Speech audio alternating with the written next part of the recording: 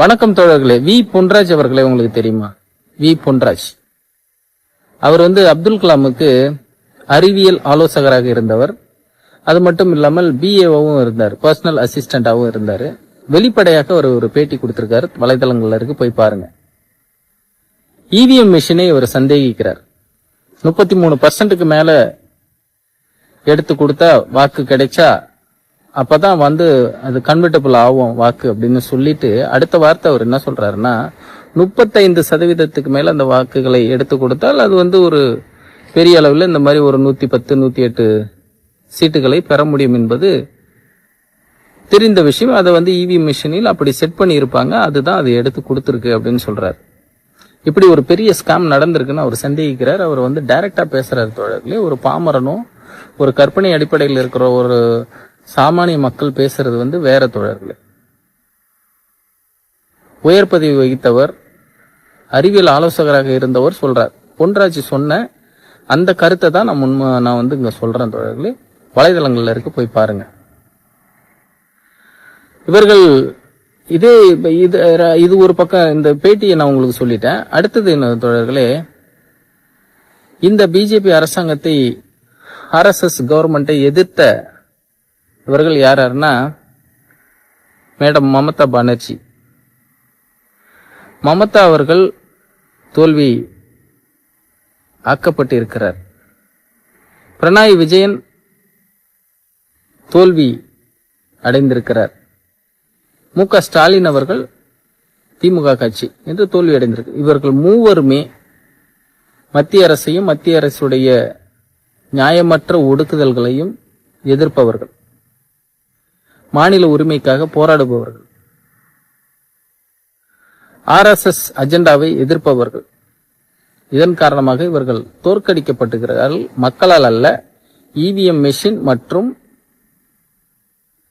Election கமிஷனின் துணையுடன் இது நடந்திருப்பதாக எல்லாரும் சொல்றாங்க தோழர்களே. இப்ப நம்ம த்ரிஷா அக்கா கணக்கு வரும். த்ரிஷா அக்கா ஒரு பார்ப்பன சமூகத்தை சேர்ந்தவர்.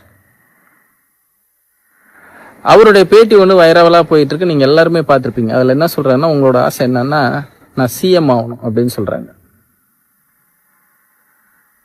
இவர் ஒரு பார்ப்பனர், சிஎம் ஆகணும்னு சொல்றாரு. விஜய் வீட்டிலிருந்து சங்கீதா விரட்டி அடிக்கப்படுகிறார். அவங்களுக்கு டிவோர்ஸ் நோக்கி போய்கிட்டு இருக்கு பிரச்சனை. அந்த குடும்பத்துல இவர் நுழையிறாரு. இவருக்கு சிஎம் ஆகணுன்ற ஆசை இருக்கு.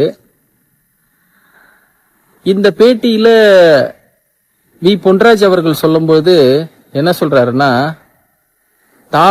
தாவேகா, அதாவது விஜயோட கட்சி குறிப்பிட்டு சொல்லும்போது என்ன சொல்றாருன்னா, அது உருவாக்கப்பட்டது ஒரு அஜெண்டா இருக்கு, இது பிஜேபியால் தான் அவர்கள் உருவாக்கப்பட்டார்கள் என்றே சொல்கிறார். நேரடியாக குற்றம் சாட்டுகிறார்.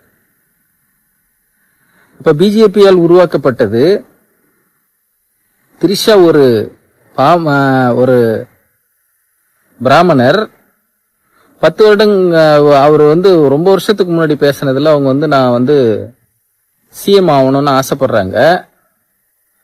இங்க விஜயோட குடும்பத்திலிருந்து விஜயின் மனைவி விரட்டி எடுக்கப்படுறாங்க. இதையெல்லாம் இணைத்து பாருங்கள். ஒரு பெரிய அஜெண்டா பின்னாடி நடக்கிறதா உங்களுக்கு தோணுதா தோணலையா தோழர்களே? சராசரி அறிவு இருக்கிறவர் கூட நினைத்து ஈஸியாக இதை கண்டுபிடித்து விடலாம், யோசித்து விடலாம் தோழர்களே. இந்த புள்ளிகளை எல்லாம் இணைத்து பாருங்கள். பினராயி விஜயன், இந்த 3 அமைச்சர்கள், இந்த 3 முதலமைச்சர்கள் தோற்கடிக்கப்படுகிறார்கள். விஜயினுடைய இந்த கட்சி தாவேகா உருவாக்கப்பட்டது பிஜேபியால் தான் என்று ஒரு சாமானியன் சொல்லவில்லை, வி பொன்ராஜ் அவர்கள் சொல்கிறார். வி பொன்ராஜ் அவர்கள் சொல்கிறார், பேட்டியில் இருக்கிறது, போய் பாருங்கள். இங்கே த்ரிஷா சொல்லுகிறார். இப்போது த்ரிஷா மூலமாக பிஜேபியின் மேலிடத்திற்கு, அமித்ஷாவுக்கு ஒரு தூது சென்று இருக்கிறதாகவும் ஒரு தகவல் இருக்கிறது. இதை யார் திரும்ப சொல்றாரு? திருச்சி சிவா அவர்களுடைய மகன் சொல்லுகிறார். எல்லாத்தையும் நான் ஆதாரத்தோட சொல்றேன். த்ரிஷா அமித்ஷாவை சந்தித்து பேசவிருக்கிறார்.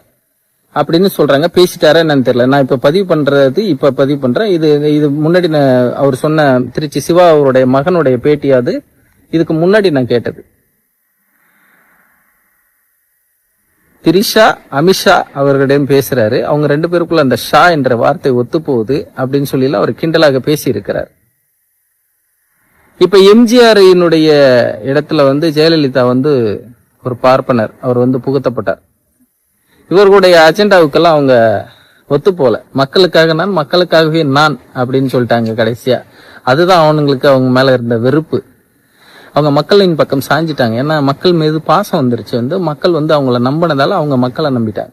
மக்கள் மேல பாசம் வைத்து விட்டார். இதுக்கு பின்னால் மிகப்பெரிய அஜெண்டா இருக்கிற தோழர்களே. உங்களுக்கு சொன்ன புரியுதா இல்லைன்னு தெரியல. இந்த 3.5% கும்பல் இருக்குல்ல, இதுங்களோட வேலை. இதுக்கு பெரிய அஜெண்டா இருக்கு. தாவேகா என்பது பிஜேபியால் உருவாக்கப்பட்ட கட்சி என்று பொன்ராஜ் அவர்கள் நேரடியாக குற்றம் சாட்டுகிறார்.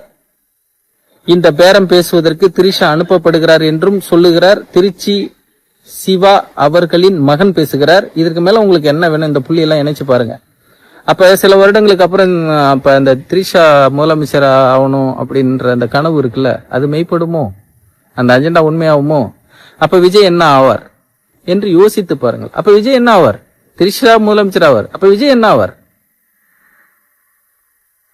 இந்த விசிலடிக்கும் தம்பிகள் கொஞ்சம் யோசித்து பார்க்க வேண்டும். எதையும் தோழர்களே, நம்மை இயக்குகிற கும்பல், நம்மை ஆளுகிற கும்பல், நமக்கு பின்னால் செய்யப்படும் இந்த பிளான் எல்லாம் நமக்கு காட்டப்படும் காட்சி வேறாக இருக்கும். ஆனால் பின்னாக செயல்படுகிற செயல்கள் வேறவாக ஒன்று இருக்கும். இது நீண்ட நாள ஒரு அஜெண்டாவாக இருக்கும் என்பதை நீங்கள் புரிந்து கொள்ள வேண்டும். நான் வெறுமனே சந்தேகிக்கவில்லை. 2 பெரிய நபர்கள் சொன்ன பேட்டியை மேற்கோள் காட்டி நான் பேசியிருக்கிறேன். இந்த புள்ளிகளை நீங்கள் இணைத்து பாருங்கள். எல்லாம் சாத்தியம் தோழர்களே. ஒரு மெஷின் தானே. குவாண்டம் ஏஐ இன்னும் ஒண்ணு வந்திருக்குல்ல தோழர்களே. இந்த பாஸ்வேர்டு எல்லாம் நம்ம போடுறோம்ல, அதெல்லாம் சும்மா கதை அப்படின்னு சொல்றாங்க தோழர்களே. சும்மா தூக்கி எரிஞ்சிரும். அதே மாதிரி இந்த பிளாக் செயின் டெக்னாலஜி இருக்குல்ல, அது இப்போ பேருக்குன்னு வச்சுக்கிட்டு இருக்கானுங்க. அதெல்லாம் எப்போ உடைச்சு எரிஞ்சாச்சு. குவாண்டம் ஏஐல அதெல்லாம் ஒண்ணுமே இல்லாம பண்ண முடியும் அப்படின்னு சொல்றாங்க.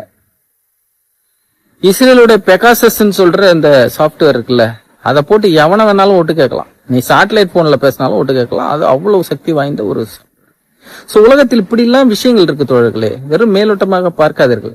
எல்லாம் சாத்தியம். இவிஎம் மிஷின் மூலம் ஏமாற்றுவது சாத்தியமே என்று நான் நினைக்கிறேன். எனது கருத்தை பதிவுபட்டிருக்கேன். ஆதாரத்தோட யாரெல்லாம் பேசியிருக்காங்க நான் சொல்லியிருக்கேன் தோழர்களே. சிந்தித்து பாருங்கள். நமக்கு காட்டப்படுகிற காட்சிகள் வேறு, பின்னாடி இருக்கிற அஜெண்டா வேறு என்பதை நீங்கள் புரிந்து கொள்ள வேண்டும்.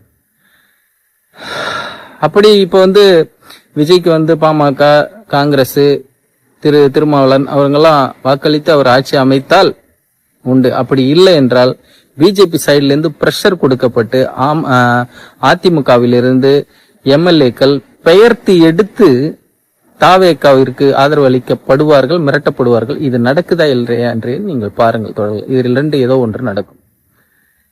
அப்போது நான் சொல்வது உண்மையா என்று நீங்கள் புரிந்து கொள்வீர்கள்.